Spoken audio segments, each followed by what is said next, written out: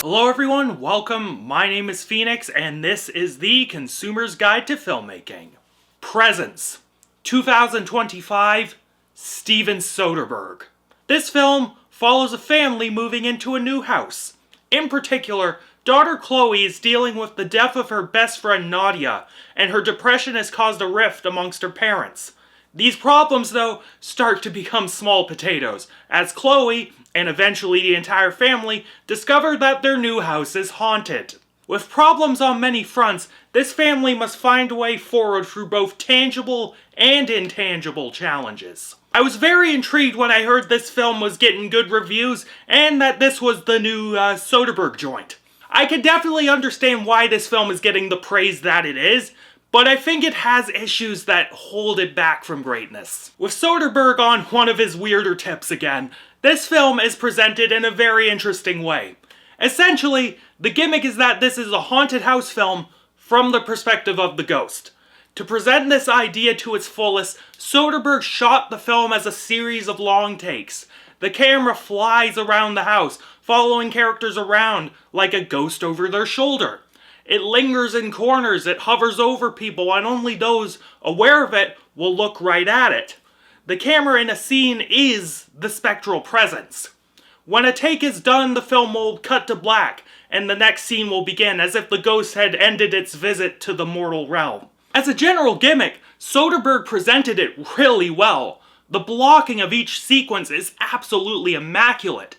The first one, when the family arrives to look at the house, sees audio fading in and out as the camera shifts its focus from one person to another. Scenes where the family are talking outside are shot voyeuristically from a window, and the audio is muffled based on the distance from the camera. The final scene both showcases this weird editing thing where the shot starts to quake when this booming throb reverberates through the area, and an amazing piece of stunt work where two dudes fly out of a window and onto the ground. The score in this film is minimal. Most scenes are left in silence, though there are these noises that pop up as a spoopy little thing to show the ghost is agitated or whatever. When there is music in the film, it is very much horror movie music. But what I enjoyed about the score is how gothic the music was. The opening scene has this piano melody playing over top, as if this ghost was waltzing tragically through an old manor. When certain scenes got heavy with the emotions, there would be these foreboding strings over top the pianos. This was especially so at the end, and that particular piece fit perfectly with the finale. But where I think Presence falters a bit is with the writing. Now, the screenplay by David Cope, I think that's how you say his name, isn't anything to scoff at. I love what much of this film was doing in terms of story. For the first 2 acts or so, the film meditates on family grief and a family's relationship that is strained due to the daughter's trauma. There are so many subtleties to the characters, and it is really impressive how much meat was packed into this lean 85-minute runtime. It's only at the final act where the film gets to be too loud. Essentially, the boyfriend that Chloe has was a serial killer. In any other movie, I'm sure that would be a fine plot twist. In this film, it was loud and retarded.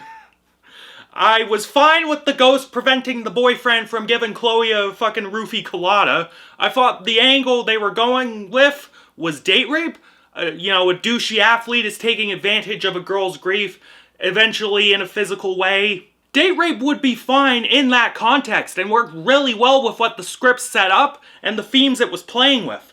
But the serial killer twist was way too schlocky, and it robbed the ending of any sort of power it may have had.